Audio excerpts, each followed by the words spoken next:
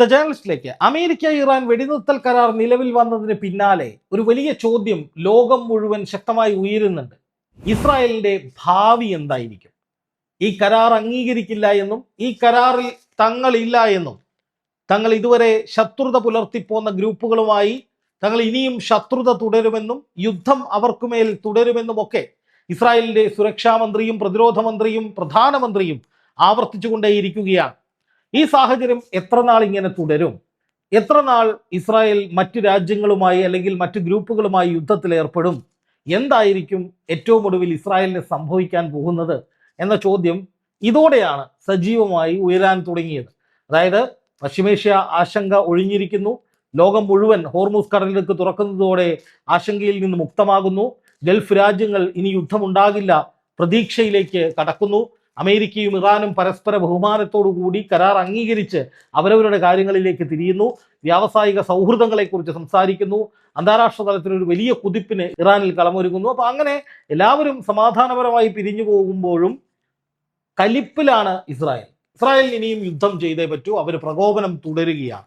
അങ്ങനെ പ്രകോപനം തുടരുന്ന ഇസ്രായേലിന്റെ ഭാവി എന്തായിരിക്കുമെന്ന ചോദ്യം സ്വാഭാവികമായി ഉയരുകയും ചെയ്യും. ഈ ഘട്ടത്തിൽ അതിന് ശക്തമായൊരു മറുപടിയുമായി ഹിസ്ബുള്ള രംഗത്ത് വന്നിട്ടുണ്ട്. ഹിസ്ബുള്ളയുടെ സെക്രട്ടറി ജനറൽ ആയിട്ടുള്ള നയീം ഖസീം, അദ്ദേഹത്തിന്റെ ഒരു വീഡിയോ ക്ലിപ്പ് നമ്മുടെ ദേശീയ മാധ്യമമായ ടൈംസ് ഓഫ് ഇന്ത്യ പുറത്തുവിട്ടിട്ടുണ്ട്. ആ വീഡിയോയുടെ ആദ്യ ഭാഗം നമുക്കൊന്ന് കാണാം. എന്താണ് ഹിസ്ബുള്ളയുടെ നിലപാട്, ഇസ്രായേലിന്റെ ഭാവി എന്നത് സംബന്ധിച്ചുള്ള ചോദ്യങ്ങൾക്ക് ഒരു ഉത്തരമാണ്. നമുക്കൊന്ന് കാണാം. The Iranian people, we call for capitalizing on this pivotal turning point that we find ourselves in after the agreement, with 4 pillars to achieve the expulsion of Israel. There are no trial zones, nor safe zones for Israel, neither yellow, red, nor green. Israel must leave, and it will leave. നോക്കുക, ഹിസ്ബുള്ളയ്ക്ക് clear കട്ടായിട്ടുള്ള status ഉണ്ട്. അതായത് ഒരു കാരണവശാലും ഇസ്രായേലിന് ഇനി സുരക്ഷിതത്വം ഉണ്ടാകില്ല. Israel യുദ്ധം ചെയ്യുകയാണ് എങ്കിൽ അതിന് ശക്തമായ തിരിച്ചടി കൊടുക്കാൻ ഞങ്ങൾ സജ്ജരാണ്. ഇറാനെ അഭിനന്ദിക്കുന്നതിനൊപ്പം തന്നെ, അതായത് ഇറാൻ നേടിയത് ചരിത്രപരമായ വിജയമാണ്. അമേരിക്കയെ മുട്ടുകുത്തിച്ചു. ഇറാനെ തകർക്കാൻ ഇറങ്ങി തിരിച്ചവർക്കൊടുവിൽ പിന്മാറേണ്ടി വന്നു എന്നതടക്കമുള്ള കാര്യങ്ങൾ ചൂണ്ടിക്കാണിച്ചുകൊണ്ട് ഹിസ്ബുള്ളയുടെ സെക്രട്ടറി ജനറൽ നയീം ഖസീം പറയുന്നത് ഇസ്രായേൽ ചരിത്രപരമായൊരു തോൽവി ഏറ്റുവാങ്ങിയെന്നാണ്. അതിനുശേഷം അദ്ദേഹം പറയുന്ന ഏറ്റവും പ്രധാനപ്പെട്ട കാര്യം, ഇറാനും സഖ്യകക്ഷികൾക്കും വേണ്ടിയുള്ള തന്ത്രപരമായ വിജയമാണ് ഈ കരാർ. തെക്കൻ ലെബനനിലെ ഇസ്രായേലിന്റെ കേന്ദ്രങ്ങൾ, അതായത് ഇസ്രായേൽ ഇപ്പോൾ കടന്നു കയറിക്കൊണ്ടിരിക്കുന്ന തെക്കൻ ലെബനനിലെ പ്രദേശങ്ങളിൽ ഇസ്രായേലിന് ശക്തമായ ആക്രമണം ഏറ്റുവാങ്ങേണ്ടി വരും. പൂർണ്ണമായി ഇസ്രായേൽ സൈന്യം അവിടെ നിന്ന് പിന്തിരിയേണ്ടി വരും.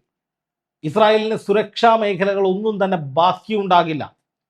ഹിസ്ബുള്ള ഒരു കാരണവശാലും സ്വയം നിരായുധീകരിക്കില്ല. ഞങ്ങൾക്ക് നേരെ വന്നാൽ ഞങ്ങൾ ശക്തമായി തിരിച്ചടിക്കുക തന്നെ ചെയ്യും എന്നാണ് ഇപ്പോൾ ഹിസ്ബുള്ള തീർത്തു പറഞ്ഞിരിക്കുന്നത്. അതിൻ്റെ അർത്ഥം പശ്ചിമേഷ്യയിൽ അമേരിക്കയും ഇറാനും തമ്മിലുള്ള യുദ്ധമുഖം അത് അവസാനിക്കുന്നു. ഗൾഫ് മേഖലകളിലേക്കുള്ള ആക്രമണം ഇല്ലാതാകുന്നു. ഇറാൻ അവരുടെ ആഭ്യന്തര കാര്യങ്ങളിലേക്ക് തിരിയുന്നു. അത് മാത്രമല്ല, ഇറാന്റെ പരമാധികാരത്തിന് മേൽ യാതൊരു തരത്തിലുള്ള കടന്നുകയറ്റവും ഉണ്ടാകില്ല എന്ന് സകലരും വ്യക്തമാക്കുന്നു. ഈ സാഹചര്യത്തിൽ സ്വാഭാവികമായിട്ട് ഇറാനെ സംബന്ധിച്ച് യുദ്ധത്തിന് പോകേണ്ട ഒരു സാഹചര്യവുമില്ല. പക്ഷെ ഇവിടെ ഇറാനെ ചൊറിഞ്ഞ് വീണ്ടും അടിവേടിക്കുകയാണ് ഇസ്രായേൽ എന്ന് പറയേണ്ടി വരും. ഇസ്രായേൽ ഇപ്പോൾ അതിനുള്ള പുറപ്പാടാണ്. ചെറിയ അടി കൊടുത്ത് വലിയ അടി വാങ്ങുക എന്ന് പറയുന്ന നിലയിലേക്ക് കാര്യങ്ങൾ മാറ്റുകയാണ് ഇസ്രായേൽ ചെയ്യുന്നത്. കാരണം ഇറാനും അമേരിക്കയും പിന്തിരിഞ്ഞു, ഗൾഫ് രാജ്യങ്ങൾ പിന്തിരിഞ്ഞു. അങ്ങനെ ഈ യുദ്ധവുമായി ബന്ധപ്പെട്ട് യാതൊരു തരത്തിലൊരു പ്രകോപനവും അങ്ങോട്ടും ഇങ്ങോട്ടുമില്ല. സകലരും ഈ വെടിനിർത്തൽ കരാർ അംഗീകരിക്കാൻ വേണ്ടി അല്ലെങ്കിൽ അംഗീകരിച്ചുകൊണ്ട് അതിനൊപ്പം നിൽക്കുന്നു. അതിനുശേഷം ഇനി 60 ദിവസത്തേക്ക് ചർച്ചകൾ നടക്കും. മേഖലയുടെ ഒന്നിച്ചുള്ള ഒരു പുരോഗമനത്തിന് വേണ്ടി എല്ലാവരും ഒറ്റക്കെട്ടായി നിൽക്കും. അവിടെയാണ് ഇസ്രായേൽ നെറികേട് കാണിക്കുന്നത്. ഹിസ്ബുള്ളയെ പ്രകോപിപ്പിക്കുന്ന വിധത്തിൽ വീണ്ടും ആക്രമണങ്ങൾ സംഘടിപ്പിക്കാനാണ് ഇസ്രായേൽ തീരുമാനിക്കുന്നത്. അപ്പോൾ സ്വാഭാവികമായിട്ടും ഹിസ്ബുള്ള അതിന് ശക്തമായ തിരിച്ചടി കൊടുക്കുമെന്ന് തന്നെയാണ് പറയുന്നത്. അതായത് ഇസ്രായേലിന്റെ നാവികശേഷിയെ തകർക്കാൻ കഴിയുന്ന കപ്പൽ വിരുദ്ധ മിസൈലുകൾ ഇപ്പോൾ ഹിസ്ബുള്ള സജ്ജമാക്കിയിട്ടുണ്ട്. C-802 പോലുള്ള മിസൈലുകൾ, അതുപോലെ റഷ്യൻ രൂപകൽപ്പനയിലുള്ള യാഖോണ്ട് സംവിധാനങ്ങൾ തുടങ്ങിയവയൊക്കെ ഹിസ്ബുള്ള ഇപ്പോൾ ഇരുത്തുകയാണ്. അതായത് വലിയ ഒരു സന്നാഹം ഇസ്രായേലിന് നേരെ തിരിച്ചു വെച്ചിരിക്കുകയാണ് ഹിസ്ബുള്ള എന്നുള്ളതാണ് ഏറ്റവും പ്രധാനപ്പെട്ട കാര്യം.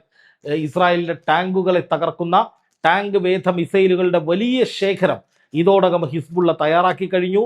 RPG-29 വാമ്പയർ, 9M14 മല്യുക്ത, ഫാഗോട്ട്, കോങ്കൂഴ്സ്, മെറ്റിസം, 9M133 കോർനെറ്റി തുടങ്ങിയ ഇസ്രായേലിന്റെ സകല ടാങ്കുകളെയും തകർത്ത് തരിപ്പണമാക്കാൻ കഴിയുന്ന വിവിധ തരങ്ങളിലുള്ള മിസൈലുകൾ ഹിസ്ബുള്ള അണിനിരത്തിയതായാണ് ഇപ്പോൾ പുറത്തു വരുന്ന വിവരം. അതുപോലെ തന്നെ മുമ്പ് ഇസ്രായേൽ ലെബനുമായി ഏറ്റുമുട്ടിയ സമയത്തൊക്കെ ഇസ്രായേലിന്റെ മെർക്കാവ ടാങ്കുകൾക്ക് വ്യാപകമായ നഷ്ടങ്ങൾ ഉണ്ടായിരുന്നു.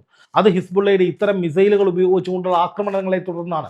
സമാനമായ മിസൈലുകൾ വ്യാപകമായി സജ്ജമാക്കി. അത് ഇറാന്റെ സംഭാവനയായിരിക്കാം, അല്ലെങ്കിൽ തദ്ദേശീയമായി ഉൽപ്പാദിപ്പിച്ചതായിരിക്കാം, അല്ലെങ്കിൽ റഷ്യൻ സാങ്കേതിക വിദ്യയായിരിക്കാം. എന്തായാലും ഹിസ്ബുള്ളയുടെ കയ്യിൽ വലിയ മിസൈൽ ശേഖരമുണ്ട്. ആ ശേഖരം ഉപയോഗിച്ചുകൊണ്ട് ഏത് നിമിഷവും ഇസ്രായേലിന്റെ ആയുധ ശേഖരം തകർത്തു തരിപ്പണമാക്കാനുള്ള വലിയ നീക്കങ്ങൾ ഹിസ്ബുള്ള തുടങ്ങി എന്നാണ് ഇതോടനുബന്ധിച്ച് പുറത്തു വരുന്ന റിപ്പോർട്ടുകൾ. മിസാഗ്, സ്ട്രെല്ല, ഇഗ തുടങ്ങിയ പോർട്ടബിൾ വ്യോമ പ്രതിരോധ മിസൈലുകൾ മുതൽ ആധുനിക സംവിധാനങ്ങളായ ബുക്ക് M2, പാൻസിർ S1 എന്നിവയും ഹിസ്ബുള്ളയുടെ പക്കൽ ഉണ്ട്. അതവർ സജ്ജമാക്കിയിട്ടുണ്ട്.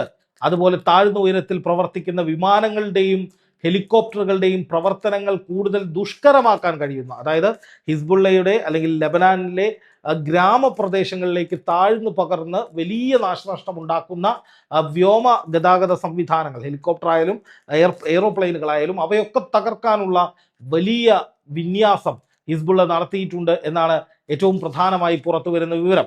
അതുപോലെ തന്നെ പരമ്പരാഗത യുദ്ധരീതികളിൽ നിന്ന് വ്യത്യസ്തമായി ഇസ്രായേലിന്റെ അത്യാധുനിക വ്യോമസേനയെയോ വലിയ സൈനിക ശക്തിയെയോ നേരിടുന്നതിന് പകരം ഒരേ സമയം നിരവധി റോക്കറ്റുകൾ, ഡ്രോണുകൾ, ചെറുദൂര മിസൈലുകൾ എന്നിവ ഉപയോഗിച്ച് പ്രതിരോധ സംവിധാനങ്ങളുടെ മേൽ സമ്മർദ്ദം സൃഷ്ടിക്കുന്ന യുദ്ധരീതിയാണ് ഹിസ്ബുള്ള നടത്താൻ പോകുന്നത് എന്നുള്ളതാണ് ഇപ്പോൾ ചില മാധ്യമങ്ങളിൽ വന്നിരിക്കുന്ന വാർത്ത. അതായത് വലിയ അറ്റാക്കുകൾക്ക് പോകാതെ ചെറിയ ആയുധങ്ങൾ ഉപയോഗിച്ച് പലയിടങ്ങളിൽ പല രീതിയിലുള്ള ആക്രമണങ്ങൾ നടത്തുമ്പോൾ ഇസ്രായേലിന് ഒരിടത്ത് കോൺസെൻട്രേറ്റ് ചെയ്യാൻ കഴിയില്ല. അങ്ങനെ ഇസ്രായേലിന്റെ ശ്രദ്ധ തിരിക്കുകയും അതിനുശേഷം ശക്തമായ ആക്രമണങ്ങൾ നടത്തുകയും ചെയ്യുകയാണ് ഹിസ്ബുള്ള ലക്ഷ്യമിടുന്നത് എന്ന് പുതിയ വാർത്തകളിൽ പറയുന്നു. അതുപോലെ തന്നെ സിറിയ, ഇറാഖ്, യമൻ തുടങ്ങിയ പ്രദേശങ്ങളിലെ ഇറാൻ അനുകൂല സായുധ ശൃംഖല ആക്റ്റീവായിട്ടുണ്ട്. അതായത് ഹൂത്തികളായാലും സിറിയയിലെ വിമതരായാലും ഇറാഖിലെ മിലീഷ്യകളായാലും ഇവരൊക്കെ ഇസ്രായേലിനെതിരെ പോരാടാൻ വേണ്ടി ഹിസ്ബുള്ളയുമായി ഒരു നെറ്റ്വർക്ക് ഉണ്ടാക്കിയിരിക്കുന്നു എന്നാണ് വാർത്താമാധ്യമങ്ങളിൽ വരുന്ന വിവരം. അതിൻ്റെ അർത്ഥം ഇറാൻ നേരിട്ട് കളത്തിൽ ഇറങ്ങേണ്ടതില്ല, മറിച്ച് ഇറാന്റെ പ്രോക്സി ഗ്രൂപ്പുകളെ ഉപയോഗിച്ച് തന്നെ ഹിസ്ബുള്ള ഇക്കാര്യം ചെയ്യും. അതായത് ഇസ്രായേലിന് നേരെ വലിയ ആക്രമണം നടത്തും എന്നാണ് ഇപ്പോൾ നമ്മൾ മനസ്സിലാക്കേണ്ടത്. എന്ന് വെച്ചാൽ ഇറാനെ പ്രകോപിപ്പിച്ച് യുദ്ധത്തിലേക്ക് ഇറക്കി ഈ കരാർ അട്ടിമറിക്കാനുള്ള ഇസ്രായേലിന്റെ തന്ത്രം പൊളിക്കുകയാണ് ഹിസ്ബുള്ളയും മറ്റു ഗ്രൂപ്പുകളും എന്ന് തന്നെ പറയാം. എന്തായാലും ഹിസ്ബുള്ളയെ അതിവേഗം നശിപ്പിക്കാൻ കഴിയും, അല്ലെങ്കിൽ ഹിസ്ബുള്ളയെ തകർത്ത് ലെബനോൻ പിടിച്ചെടുക്കാൻ കഴിയും, അല്ലെങ്കിൽ ലെബനോനിൽ വലിയ പ്രകോപനമുണ്ടാക്കി ഈ യുദ്ധത്തിലേക്ക് ഇറാനെ വലിച്ചിടാൻ കഴിയുമെന്ന സ്വപ്നം തകരുകയാണ്. ഇസ്രായേലിന്റെ അതിശക്തമായി തിരിച്ചടിക്കാൻ സജ്ജമായിരിക്കുകയാണ് ഹിസ്ബുള്ള. അത് ഇസ്രായേലിന് വലിയ നാശനഷ്ടങ്ങൾ ഉണ്ടാക്കിയേക്കാം. വലിയ പടയൊരുക്കം തന്നെയാണ് ഹിസ്ബുള്ള നടത്തുന്നത്. പശ്ചിമേഷ്യയിൽ യുദ്ധ സാഹചര്യം ഇല്ലാതാകുമ്പോൾ അങ്ങോട്ട് ചെറിയ അടി കൊടുത്ത് വലിയ അടി മേടിച്ചു കൂട്ടാൻ ഇസ്രായേൽ ഇറങ്ങി പുറപ്പെടുകയാണ് എന്നതും ഇവിടെ പ്രധാനമായി എടുത്തു പറയേണ്ടതുണ്ട്.